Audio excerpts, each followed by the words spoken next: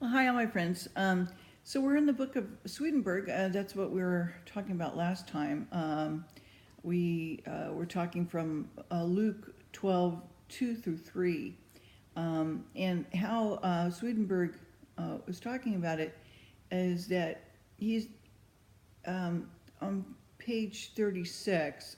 He heard angels have seen and displayed from memory of one individual's everything he had thought one day after another over the course of a month, with never an error, recalled as though he himself were back in those very days. So we can gather from the instances that we take our whole memory with us, that nothing is so concealed in this world that it won't be known after death, made known in public according to the Lord's words. Nothing is hidden that will not be uncovered, nothing concealed that will not be known, so that what you have said in darkness will be heard in the light, and what you have spoken in the ear will be proclaimed from the rooftops. Luke 12, 2 through 3. And so we were talking about that, and then all of our deeds, thoughts, all of our thoughts are written on our whole person and seem as though they are read from a book when they are called out of our memory. They appear in a kind of image when our spirit is looked at in heaven's light. If you've listened to anybody's, near-death experiences, some people say I came out of my mouth. Some people say I came out of the top of my head. Some people, just shed their body. I can't remember what Howard Storm said, how he came out. But anyway, it's just kind of interesting to me. But in our spirit, then everything that's happened to us is there, and it's kind of read like a book. Okay, I don't know what that looks like. Of course, I haven't had that experience yet. Hopefully, I'll just have it once, and I don't have to come back. Because trust me, if I die, I don't want to come back. I'm letting you guys know that right now. I love you all, and I'll see you up there. But I don't want to come back. I really don't. Not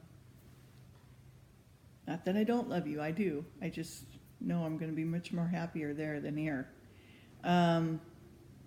Okay, so I should like to add to this something noteworthy about the memory that we keep after death. Something that convinces me that not just the general contents, but even the smallest details have entered our memory, do last, and are never erased. Oh gosh, I'm in so much trouble. That's why I need Jesus. Okay, so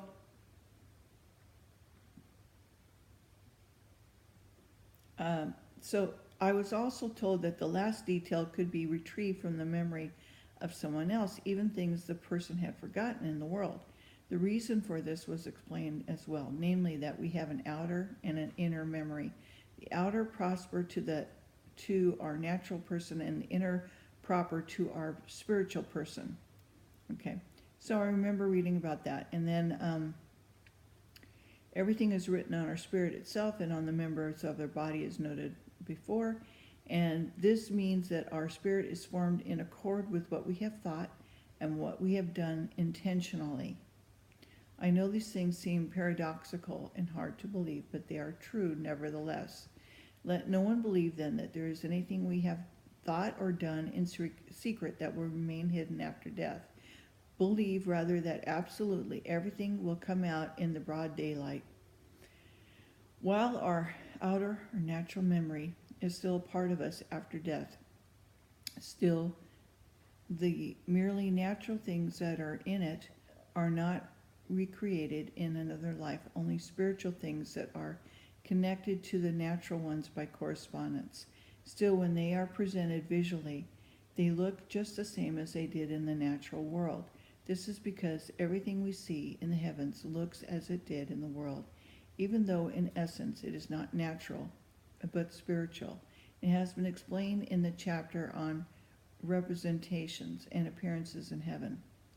As for our outer or natural memory, though, to the extent that it that its contents are derived from matter, time, and space, and everything else proper to nature, it does not fulfill the same function for the spirit that it fulfilled in the world. This is because in the world, when we thought on the basis of our outer sensitivity, and not at the same time on the basis of our inner or intellectual sensitivity, we were thinking on the natural level and not on the spiritual one. However, in the other life, when our spirit is in the spiritual world, we do not think on natural level, but on a spiritual one. Thinking on a spiritual level is thinking intelligently or rationally.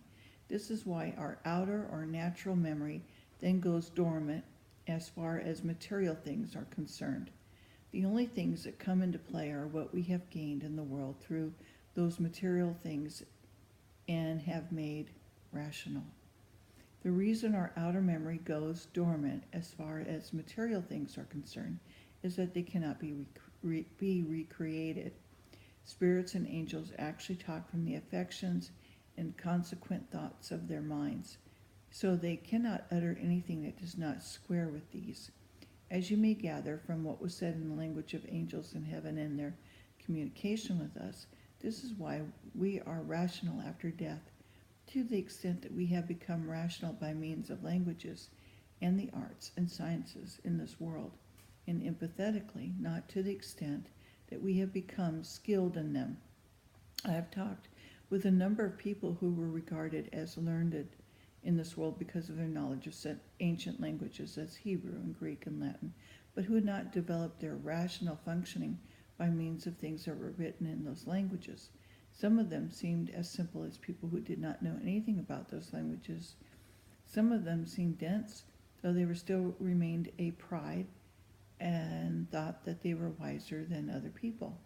I've talked with some people who believed in the world that wisdom depends on how much we have memory, and who had therefore filled their memories to bursting. They talk about exclusively from these items, which means they are not talking for themselves but for others. They had not developed any rational function by means of these matters of memory. Some of them were dense, some silly, with no grasp of truth whatsoever, no sense of whether anything was true or not. They seized on every false notion sold as true by people who called themselves scholars, but they were actually incapable of seeing anything as it actually was, whether it was true or not. They could not see anything rationally when they listened to others. I have talked with some people who have written a great deal in the world, some of them in all kinds of academic fields, people who had therefore gained an international reputation for learning. Some of them could quibble about whether truths were true or not. Some of them understood what was true, and when they turned towards people who were in the light of truth, but since they still did not want to understand what was true, they denied it. Then they focused on their own false opinions and were therefore really just being themselves. Some of them did not know any more than the illiterate masses. So they varied depending upon the way they had developed their rationality ability through the treatises they had written or copied. Still, if people were opposed to the truths of church and had based their thinking on the arts and sciences and used them to convince themselves of false principles, they had not developed their rational ability, but only their skill in argumentation, an ability that is confused with rationality in the world, but is in effect a different ability from rationality. It's the ability to prove anything one pleases, to see false things rather than true ones on the basis of preconceptions and illusions. There's no way people like this can be brought to recognize truths, because it's impossible to see truths from false principles, though it is possible from true principles to see what is false. Our rational faculty is like a garden or flower bed, like newly tilled land. Our memory is the soil. Information, experimental learning are the seeds, while heaven's light and warmth make them productive. There's no germination without these latter. So there is no germination in us unless heaven's light, which is divine truth, and heaven's warmth, which is divine love, are let in. They are the only source of rationality. Angels are profoundly grieved when scholars, for the most part, keep attributing everything to nature and therefore close the deeper levels of their mind so that they can see no trace of truth from the light of truth, the light of heaven. As a result, the other life, they are deprived of their ability to reason so that they will not use reason to spread false notions among simple people and mislead them. They are dismissed to desert areas. One particular spirit resented the fact that he could not remember much of what he had known during his physical life. He was grieving over the pleasure he had lost because it had been his chief delight. He was told, though, that he had not lost anything at all, that he knew absolutely everything. In the world where he was now living, he was not allowed to retrieve things like that. It should satisfy him that he could now think and talk much better and more perfectly without immersing his rational functioning in dense clouds, in material and physical concerns the way he had before, in concerns with what were useless in the kingdom he had now reached. Now he had whatever he needed for his functioning in eternal life, and there was no other way that he could become blessed and happy.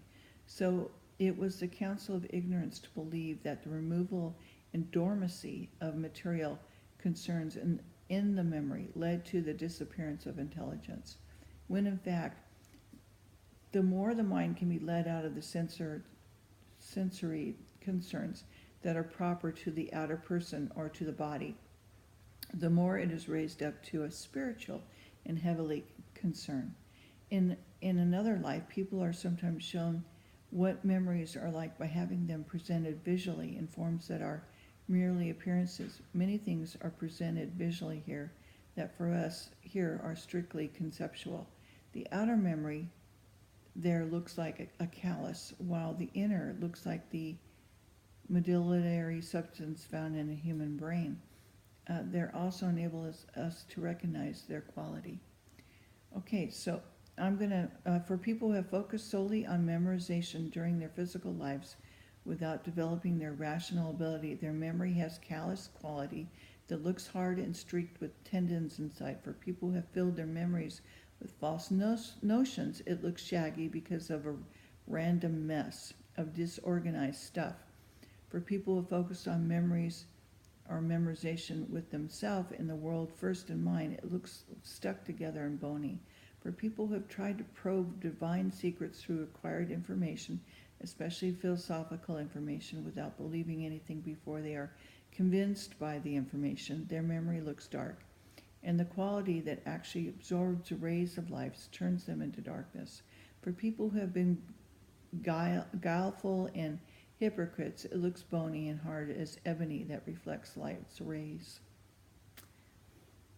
However, people who are focused on the good of love, truth, and faith have no such callous is visible. This is because their inner memory is transmitting rays of light into their outer memory, and those rays find definition in the objects or concepts as though it were their foundation or their soil, and find congenial vessels there. This is because the outer memory is the outmost element of the design, where spiritual and heavenly matters come generally to rest and dwell. When they are good and true, contends in it. So again, referring back to that garden. All right, I'm going to stop here at 42, and we'll continue later. I hope you have a blessed Monday, and thank you for your comments about why you look at my channel. Do know that Swedenborg often refers to the word to back up his statements, and what he was, given as a beautiful gift of spiritual understanding to help us grow and become more prepared for the next part of our spiritual journey, if you will. Okay, I love you all. God bless and take care. Bye-bye.